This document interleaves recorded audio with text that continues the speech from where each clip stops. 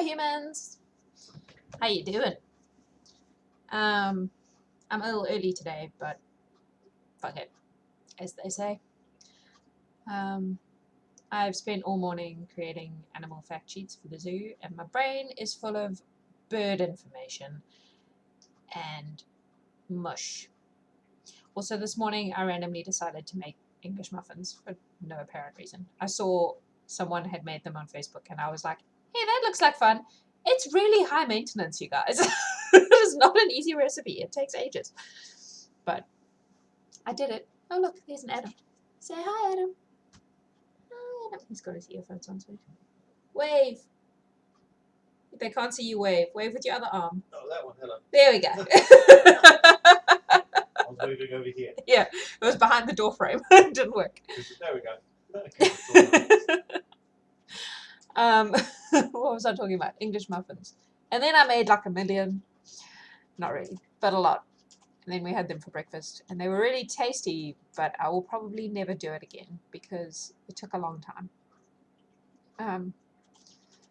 Apparently, my way of dealing with all of this is to bake and cook a lot of comfort food. I've been making lamb stews and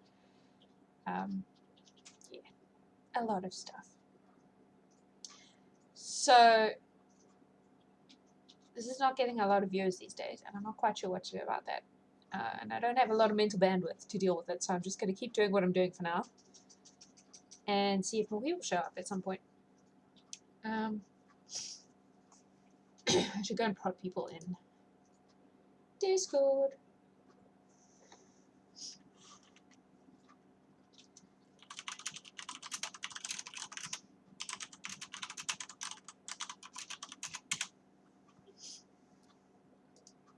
I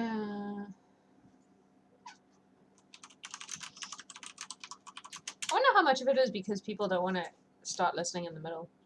I feel like when I was reading Alice, I got a lot of people who just wafted in and out.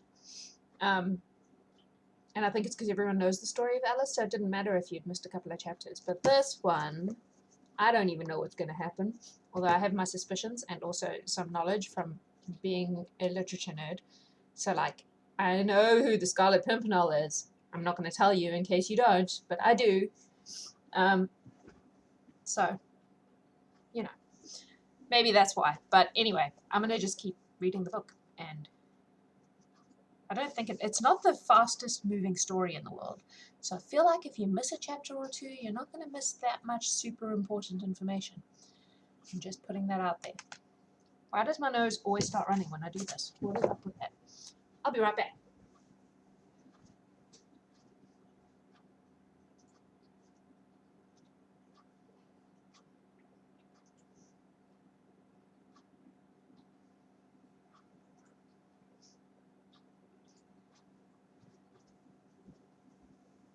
It's like that thing where when you're baking and you've got hands full of dough, suddenly you get itches, right? Can't just be me, that happens too. Yeah, so if you've been not coming to watch because you're not up to date, I don't think you need to fret that much about it because it's quite slow. And there's a lot of, I feel like if you've missed a chapter or two, you'll probably still be able to keep up with the story. All right. So the last chapter was quite exciting, though. There were like people ambushing other people in the dark. It was very exciting. Chapter 10. In the Opera Box. It was one of the gala nights at Covent Garden Theatre, the first of the autumn season in this memorable year of grace, 1792. The house was packed, both in the smart orchestra boxes and the pit, as well as in the more plebeian balconies and galleries above. Glück's Orpheus made a strong appeal to the more intellectual portions of the house, whilst the fashionable women, the gaily dressed and brilliant throng, spoke to the eye of those who cared but little for this latest importation from Germany. Selina's Storis had been duly applauded after her grand aria by her numerous admirers. Benjamin Incledon, the acknowledged favourite of the ladies, had received special gracious recognition from the royal box, And now the curtain came down after the glorious finale to the second act, and the audience, which had hung spellbound on the magic strains of the great maestro, seemed collectively to breathe a long sigh of satisfaction, previous to letting loose its hundreds of waggish and frivolous tongues. In the smart orchestra boxes, many well-known faces were to be seen. Mr. Pitt, overweighted with cares of state, was finding brief relaxation in tonight's musical treat. The Prince of Wales, jovial, rotund, somewhat coarse and commonplace in appearance, moved about from box to box, spending brief quarters of an hour with those of his more intimate friends. In Lord Grenville's box, too, a curious, interesting personality attracted everyone's attention. A thin, small figure with shrewd, sarcastic face and deep-set eyes, attentive to the music, keenly critical of the audience, dressed in immaculate black with dark hair free from any powder. Lord Grenville, Foreign Secretary of State, paid him marked though frigid deference. Here and there, dotted about among distinctly English types of beauty, one or two foreign faces stood out in marked contrast. The haughty aristocratic cast of countenance of the many French royalists, émigrés who, persecuted by the relentless revolutionary factions of their country, had found a peaceful refuge in England. On these faces sorrow and care were deeply writ. The women especially paid but little heed either to the music or to the brilliant audience. No doubt their thoughts were far away, with husband, brother, son, maybe, still in peril, or lately succumbed to a cruel fate. Among these, the Comtesse de Tournay de Basseriff, but lately arrived from France, was a most conspicuous figure, dressed in deep, heavy black silk, with only a white lace kerchief to relieve the aspect of mourning about her person. She sat beside Lady Portalaise, who was vainly trying by witty sallies and somewhat broad jokes to bring a smile to the Comtesse's sad mouth. Behind her sat little Suzanne and the Vicomte, both silent and somewhat shy among so many strangers. Suzanne's eyes seemed wistful. When she first entered the crowded house, she had looked eagerly all around, scanned every face, scrutinized every box. Evidently, the one face she wished to see was not there, for she settled herself quietly behind her mother, listened apathetically to the music, and took no further interest in the audience itself. "Ah, Lord Grenville," said Lady Portalaise. I don't know how to say this name. As, following a discreet knock, the clever, interesting head of the Secretary of State appeared in the doorway of the box. "You could not arrive more apropos. Here is Madame la Comtesse de Tournay, positively dying to hear the latest news from France." The distinguished diplomatist had come forward and was shaking hands with the ladies. "Alas," he said sadly, "it is of the very worst. The massacres continue. Paris literally reeks with blood, and the guillotine claims 100 victims a day." Pale and tearful, the Comtesse was leaning back in her chair, listening horror-struck to this brief and graphic account of what went on in her own misguided country. "Ah, monsieur," she said in broken English, "it is dreadful to hear all that, and my poor husband still in that awful country. It is terrible for me to be sitting here in a theatre all safe and in peace, whilst he is in such peril." "Lud, madame," said honest, bluff Lady Portalaise, "your sitting in a convent won't make your husband safe, and you have your children to consider." "Hi, Pedicious." "They are too young to be dosed with anxiety and premature mourning." The Comtesse smiled through her tears at the vehemence of her friend. Lady Portalaise, whose voice and manner would not have misfitted a jockey, had a heart of gold, and hid the most genuine sympathy and most gentle kindliness beneath the somewhat coarse manners affected by some ladies at the time. "Besides which, madame," added Lord Grenville, "did you not tell me yesterday that the League of the Scarlet Pimpernel had pledged their honour to bring Monsieur le Comte safely across the Channel?" "Ah, yes," replied the Comtesse, "and that is my only hope. I saw Lord Hastings yesterday. He reassured me again." "Then I am sure you need have no fear. What the League have sworn, that they surely will accomplish." "Ah," added the old diplomatiste with a sigh, "if I were but a few years younger." "La, man," interrupted honest Lady Portalaise, "you are still young enough to turn your back on that French scarecrow that sits enthroned in your box tonight." "I wish I could, but your ladyship must remember that in serving our country we must put prejudices aside. Monsieur Chauvelin is the accredited agent of his government." "Odds fish, man," she retorted, "you don't call those bloodthirsty ruffians over there a government, do you?" "It has not been thought advisable as yet," said the minister guardedly, "for England to break off diplomatic relations with France, and we cannot therefore refuse to receive with courtesy the agent she wishes to send us." "Diplomatic relations be damned, my lord. That sly little fox over there is nothing but a spy, I'll warrant.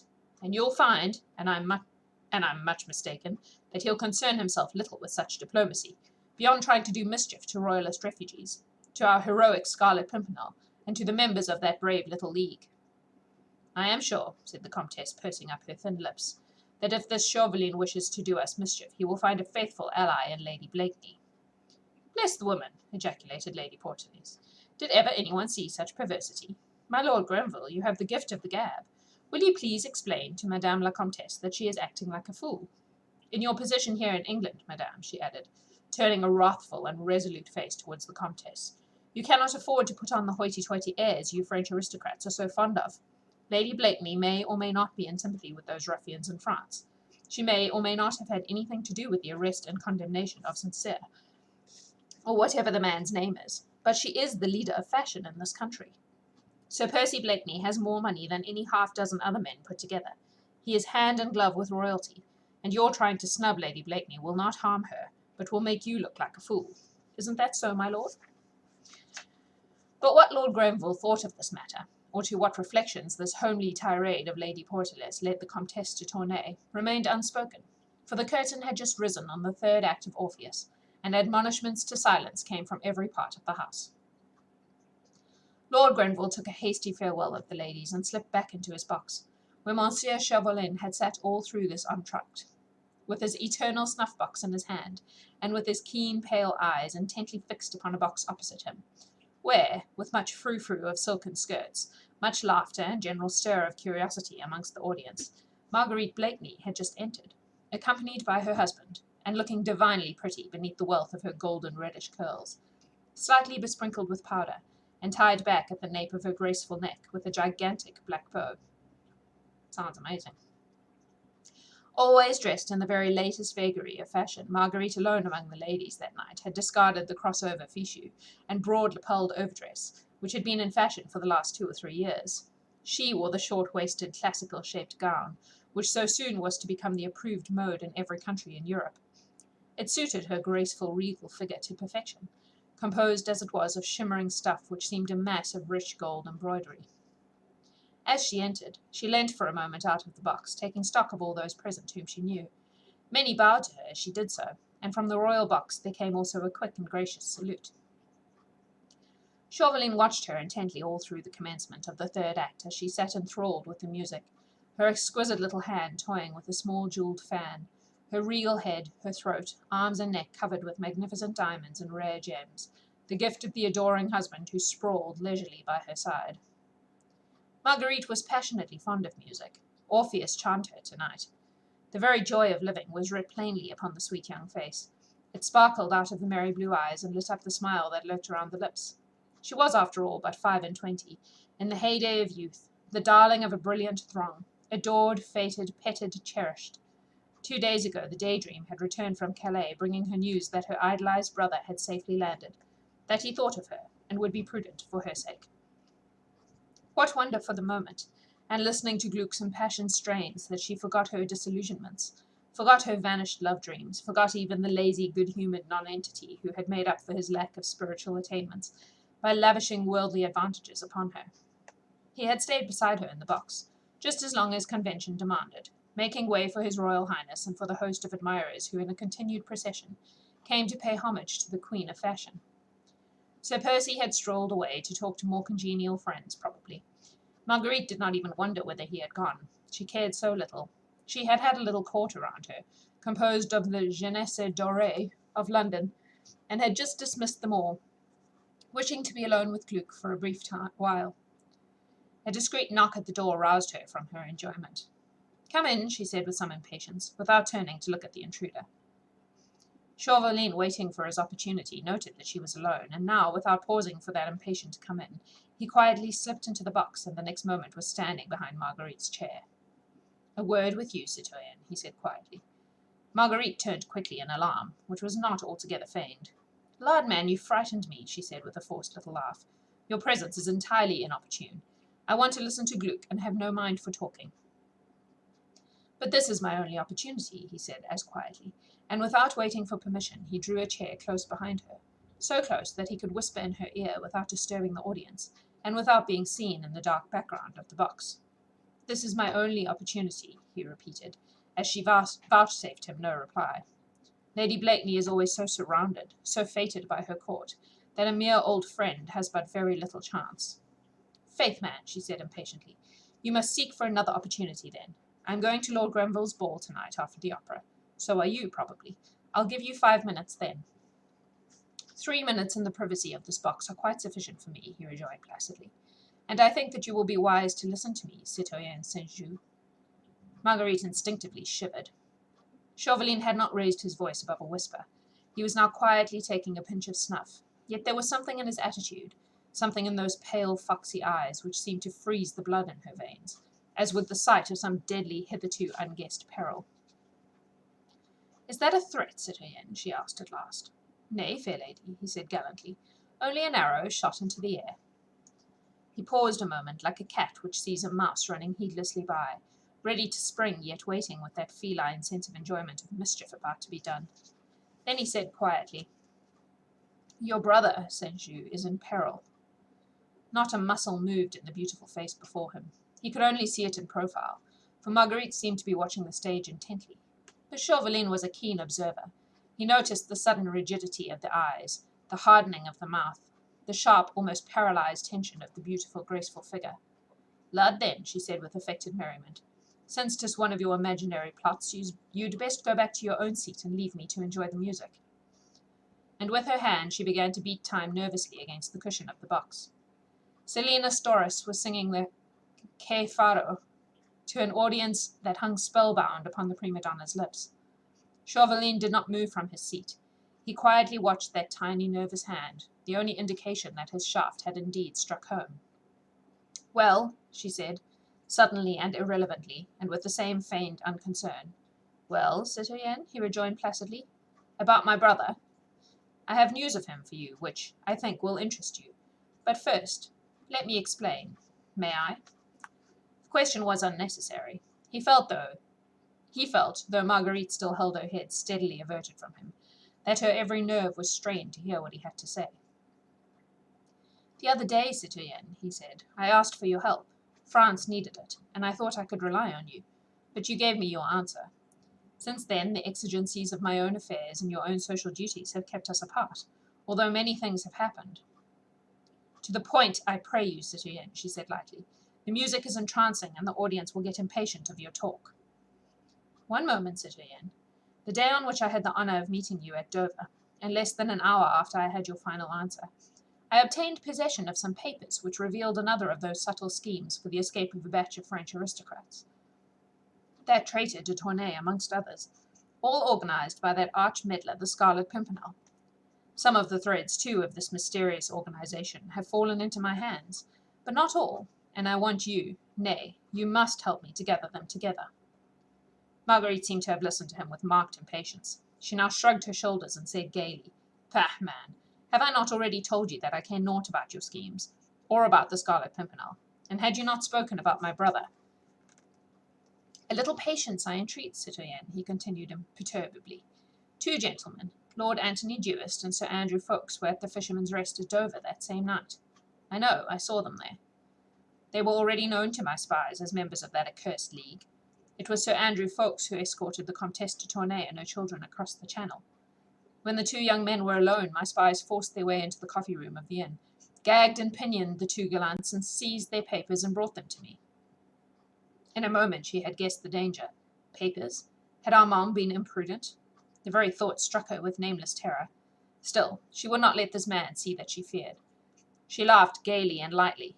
"Faith, and your impudence passes belief," she said merrily. "Robbery and violence in England, in a crowded inn. Your men might have been caught in the act." "What if they had? They are children of France and have been trained by your humble servant. Had they been caught, they would have gone to jail, or even to the gallows, without a word of protest or indiscretion. At any rate, it was well worth the risk. A crowded inn is safer for these little operations than you think, and my men have experience." "Well, and those papers?" she asked carelessly. "Unfortunately, though they have given me cognizance of certain names, certain movements, enough, I think, to thwart their projected coup for the moment, it would only be for the moment, and still leaves me in ignorance of the identity of the Scarlet Pimpernel." La, my friend, she said with the same assumed flippancy of manner. Then you are where you were before, aren't you? And you can let me enjoy the last strophe of the aria. Faith, she added, ostentatiously smothering an imaginary yawn. Had you not spoken about my brother? I am coming to him now, citoyenne. Among the papers there was a letter to Sir Andrew Ffoulkes written by your brother St. Well, and? That letter shows him to be not only in sympathy with the enemies of France, but actually a helper, if not a member of the League of the Scarlet Pimpernel. The blow had been struck at last. All along Marguerite had been expecting it. She would not show fear. She was determined to seem unconcerned, flippant even. She wished, when the shock came, to be prepared for it, to have all her wits about her, those wits which had been nicknamed the keenest in Europe. Even now she did not flinch. She knew that Chauvelin had spoken the truth. The man was too earnest, too blindly devoted to the misguided cause he had at heart, too proud of his countrymen, of those makers of revolutions, to stoop to low, purposeless falsehoods. The letter of Armand's, foolish, imprudent Armand, was in Chauvelin's hands. Marguerite knew that as if she had seen the letter with her own eyes, and Chauvelin would hold that letter for purposes of his own until it suited him to destroy it or to make use of it against Armand. All that she knew, and yet she continued to laugh more gaily, more loudly than she had done before.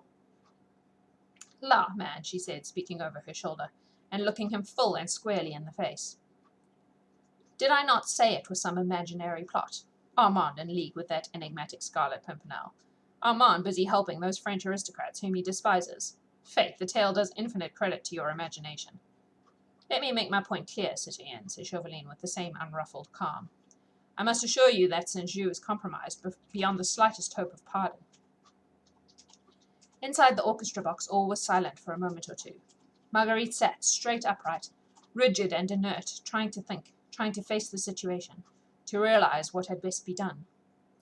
In the house, Doris had finished the aria and was even now bowing in her classic garb, but in approved 18th century fashion, to the enthusiastic audience who cheered her to the echo. Chauvelin, said Marguerite Blakeney at last quietly, and without that touch of bravado which had characterized her attitude all along. Chauvelin, my friend, shall we try to understand one another? It seems that my wits have become rusty by contact with this damp climate. Now tell me, you are very anxious to discover the identity of the Scarlet Pimpernel, isn't that so?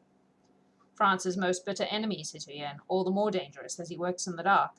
All the more noble, you mean. Well, and you would now force me to do some spying work for you in exchange for my brother Armand's safety. Is that it? Fie. Two very ugly words, fair lady, protested Chauvelin urbanely.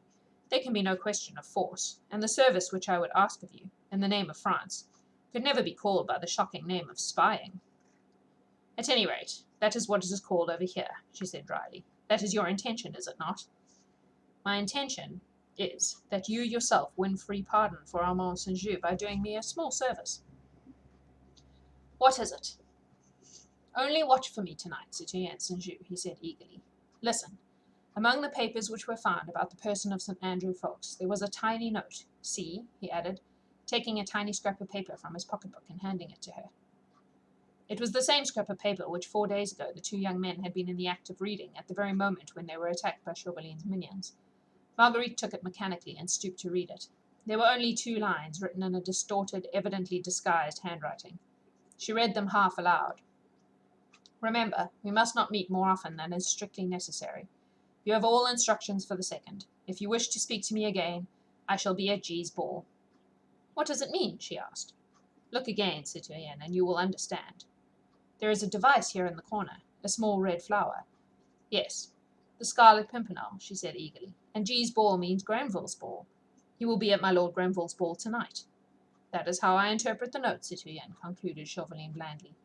Lord Anthony Dewhurst and Sir Andrew Ffoulkes, after they were pinioned and searched by my spies, were carried by my orders to a lonely house on the Dover road which I had rented for the purpose.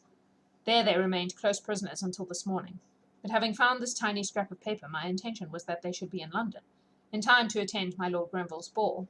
You see, do you not, that they must have a great deal to say to their chief, and thus they will have an opportunity of speaking to him tonight, just as he directed them to do. Therefore, this morning, those 2 young gallants found every bar and bolt open in that lonely house on the Dover road. Their jailers disappeared, and 2 good horses standing ready saddled and tethered in the yard. I have not seen them yet, but I think we may safely conclude that they did not draw rein until they reached London. Now you see how simple it all is, citoyen?" "It does seem simple, doesn't it?" she said, with a final bitter attempt at flippancy. "When you want to kill a chicken, you take hold of it, then you wring its neck. It's only the chicken who does not find it quite so simple. Now you hold a knife at my throat and a hostage for my obedience. You find it simple. I don't." "Nay, citoyen, I offer you a chance of saving the brother you love from the consequences of his own folly." Marguerite's face softened. Her eyes at last grew moist as she murmured half to herself, "The only being in the world who has loved me truly and constantly.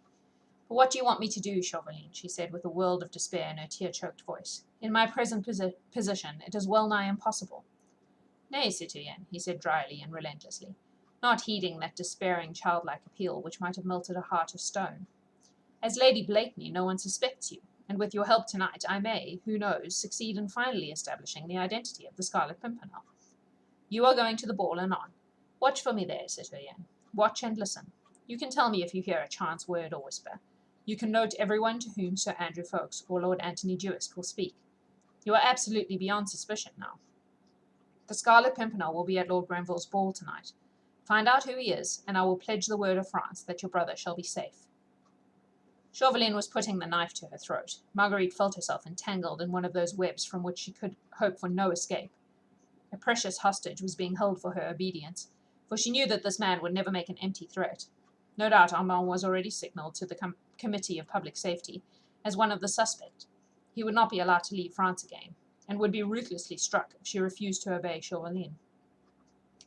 For a moment, womanlike, she still hoped to temporize. She held out her hand to this man, whom she now feared and hated. "If I promise to help you in this matter, Chauvelin," she said pleasantly, "will you give me that letter of St. Just?" "Hello!" "Pumpernickel." "Not quite."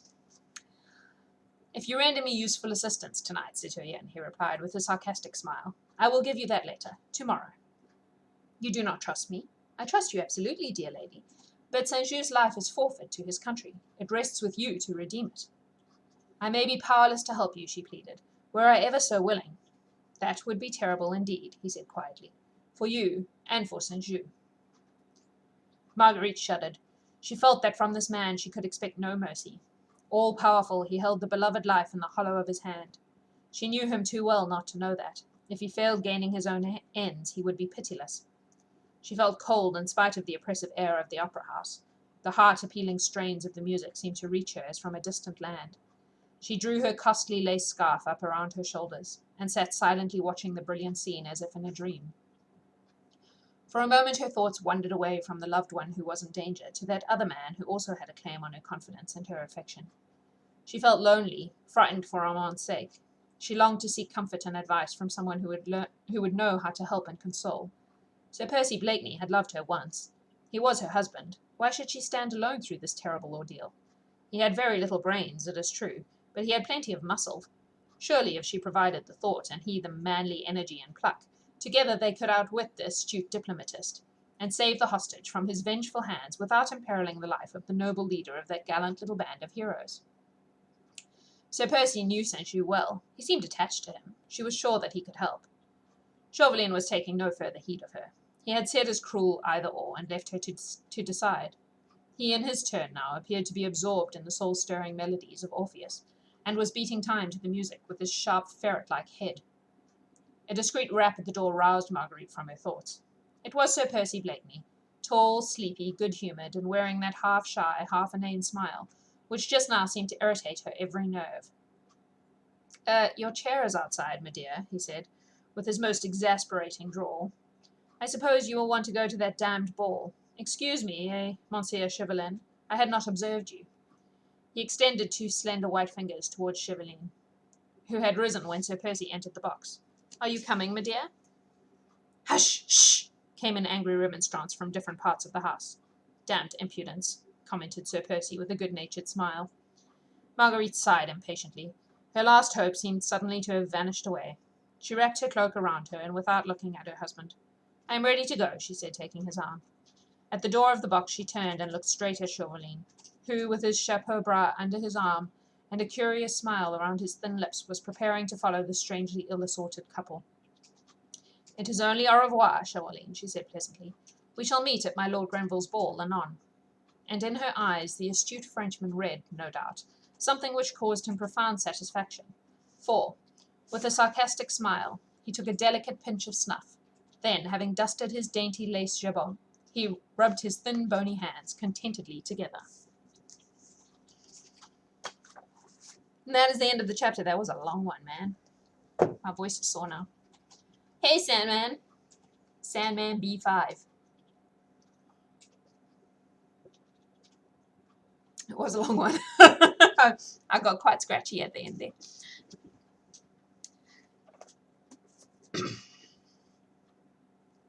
Ha ha ha ha ha.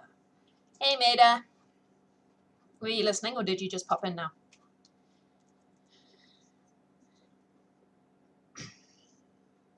I'm wondering if Sandman B5 is a reference to Gaiman and Babylon 5 mushed together. Because that would be cool. Yay, I'm glad. It's quite a fun book to read, but the long chapters are quite hard work. And so much French. Oh, jeez. Here we go. Now he's going to be binging Babylon 5 for the next, week. Mind you, I've been binging Gilmore Girls, so I can't really judge.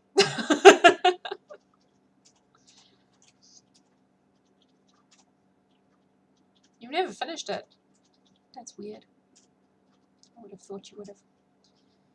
Maida, are you familiar with the Scarlet Pimpernel? Oh, okay. There we go. You just answered my question. Yeah, I don't feel like it's from that era of books where everything takes a really long time. So I feel like if you miss a couple of chapters here and there, it doesn't really matter that much. You can still kind of keep up.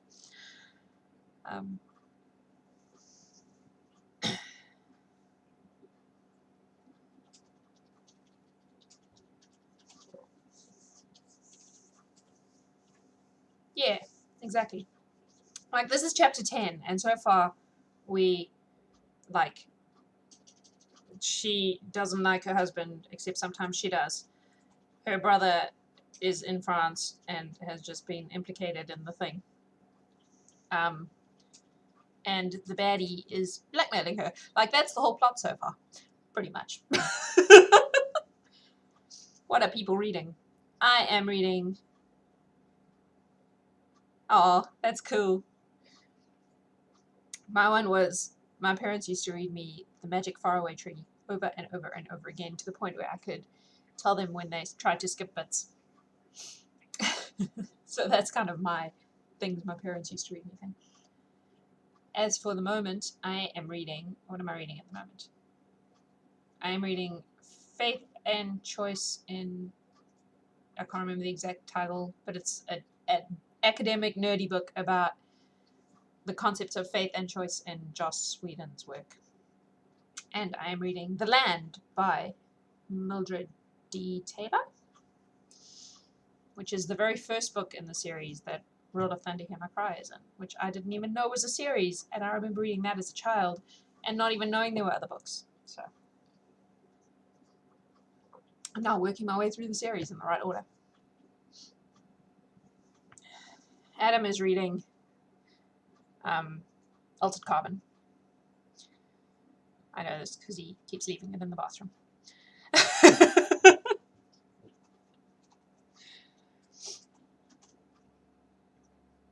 Yes. He's over there. Look. See? Hiding behind my shoulder. Right there.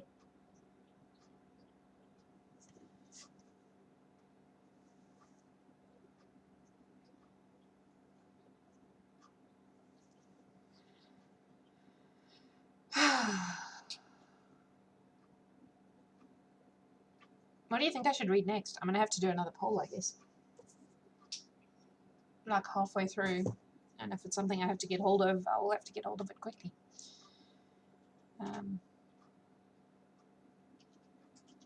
We should take suggestions. They have to be books that are in the public domain. And books that are in English. And preferably not something with a lot of French in it this time around. So if you have suggestions, drop them in chat, and I'll make a poll at some point. Otherwise, I will just choose, and you will end up listening to like Jane Eyre or The Secret Garden.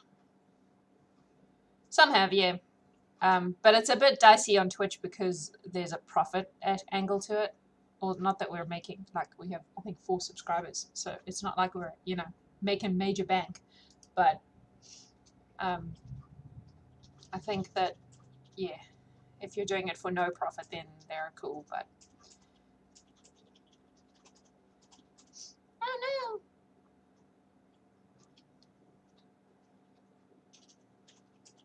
no.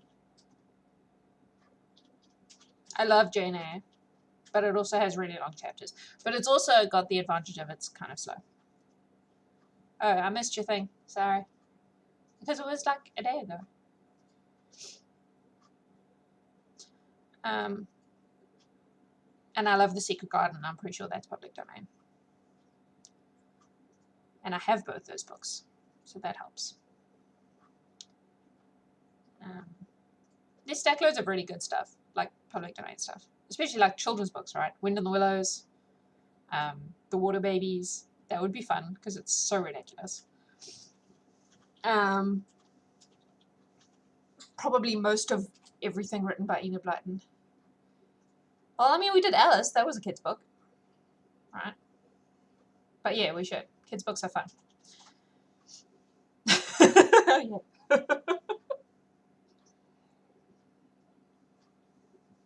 And I have a lot of the like classic lit children's books because that's my jam.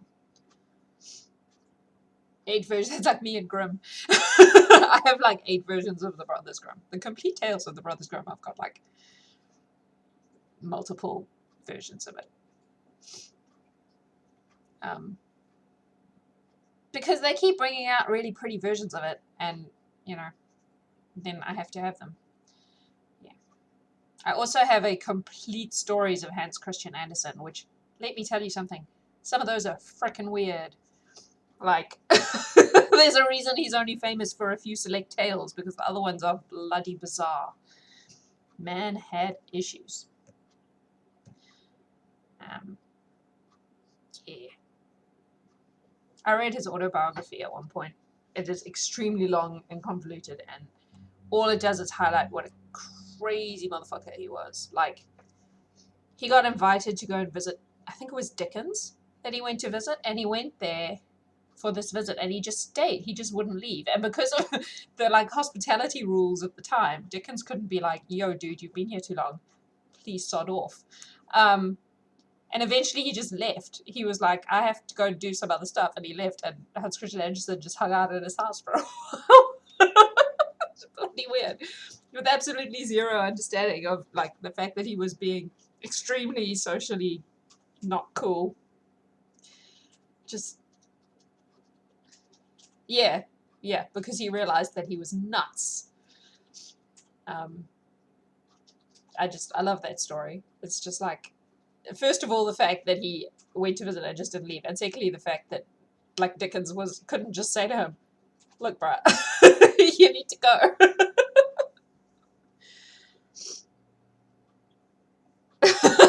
That's amazing. I love it. He also, when you read his autobiography, he talks about this singer that he was madly in love with. She was like an opera singer or something. Jenny Lunt was her name. And when you actually look into the histories, like, she couldn't stand him. He was a freaking crazy stalker. But when you read his version of it, he's all like, he was like the original incel. That's Christian Andersen. But I'm so nice to her. Why doesn't she like me? And she's just like, leave me alone. Oh, God. And then you read all those stories, like the Tin Soldier and like all these unrequited love stories, and you're like, yo, this dude had issues. Because when you read the Tin Soldier in relation to the fact that he was madly in love with a singer who didn't like him, and everybody dies at the end of that story, I feel like there's some very dodgy, like, fantasy crap going on there. I'm such a nerd. Why do I know so much about Hans Christian Andersen? And yet he wrote my all-time favorite fairy tale. So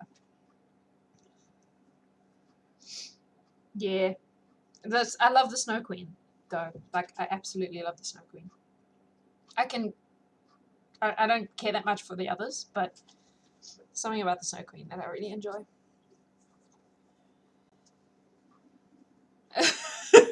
That's what I do. Every time anyone shows up in my chat, I start being a nerd about something that I like. And it's usually literature because of the nature of this particular stream.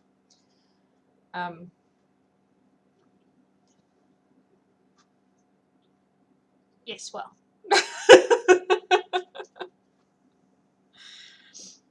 I feel that, you know, it would not be an unusual thing in my circle of peeps.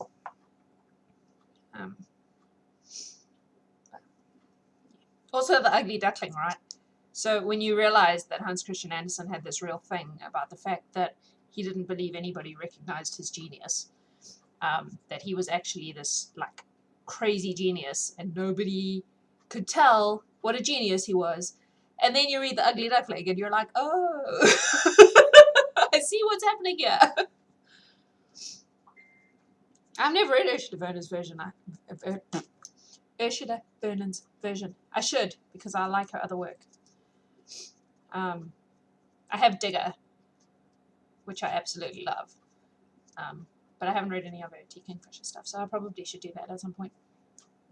And I've read the one about the series about the little dragon that can't breathe fire. I've read like the first, I don't know, 4 or 5 of those. Dragon, I think it's actually called Dragon Breath. With his best friend who's an iguana. His stuff is awesome.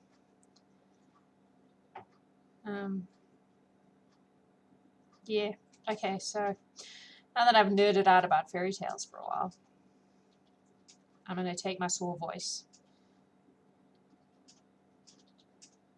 Oh, yes, then I really should. That is my jam. I like that stuff.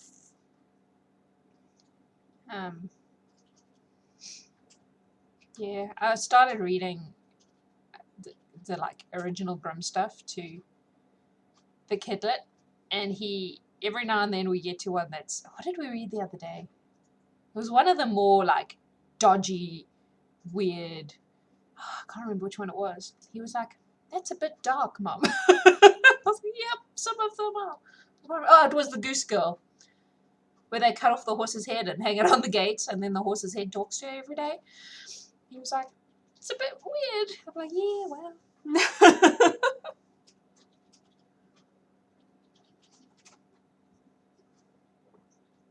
Well, yes. I mean, I feel like he was... It wasn't a complaint. It was just an observation that this fairy tale involving this girl's beloved talking horse, and then they chop the horse's head off and hang it on the gate above the city, or at the entrance to the city, and then every morning she like has a chat to her dead horse.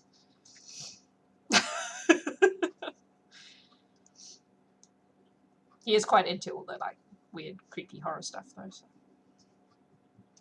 Possibly because I've been reading him Grimm's Brothers fairy tales since he was like 2 years old. Whoops. Oh well. Alright, my voice is sore. I hope that you are all having an awesome whatever time of day it is, and keeping yourself safe and being wonderful. I might on probably Sunday morning, my Sunday morning, live stream myself watching Jesus Christ Superstar for the first time ever, because I watched Joseph and his Technicolor Dreamcoat on Sunday morning, and nothing about Phantom of the Opera or Evita prepared me for that monstrosity. And so I ended up like live tweeting it. It wasn't tweet because it was on Facebook, but yeah, exactly. I'll do a watch party, and you can all watch me have my brains by the crucifixion as a rock show, apparently. I've never seen it before, and I think it might be entertaining to watch me be like, what the hell is going on? So I might do that on Sunday morning. Adam might join me, or he might be sleeping. It's hard to tell with him. He sleeps a lot in the mornings. It was quite... Hey? On the weekends, yes. It was funny because I woke up at like 5:30 or something, and I got up and I potted around and I made dinner and I did this and blah blah blah blah. And then I watched the whole of Joseph, and I amused people on the internet with my outrage about how completely ridiculous it was and how much I hate Donny Osmond. Donny Osmond. That's what his name is, right? Anyway, and then at like 12 o'clock, Adam got out of bed and I was like, right, I'm ready for my afternoon nap now. So he got up and I went back to bed. We just like passed each other. Yeah, okay. Go away, Jax. You are all awesome. Thank you for hanging out. And keep yourself safe. And I will be back roughly the same time tomorrow to read chapter 11, which is called something ball, probably. Lord Grenville's Ball. What am I looking at? Whose face is that? That was a misclick. Okay, good. I think that's a shaven pastilli. Oh my god. Yeah, it is. Oh, it's Kappa, so it's a Twitch logo. Okay. But I was thinking to do that. Were you trying to give me hearts? Yes, that's what the first one's like. Aw, he was trying to be sweet, and instead he sent me some random dude's face. I feel like this is an indication of what our relationship's like. Yeah,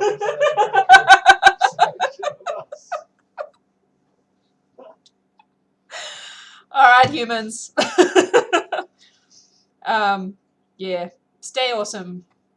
I love you guys.